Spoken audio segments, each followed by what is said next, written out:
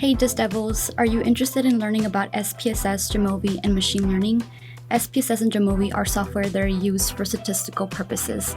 Machine learning helps look at trends and make improvements with algorithms. If you're ready to learn more about statistics and trends, you are in luck. We are hosting 3 workshops this upcoming semester covering these technical topics. These workshops are open to all graduate students and will be led by our amazing supplemental instructors. And don't think we forgot about you online students.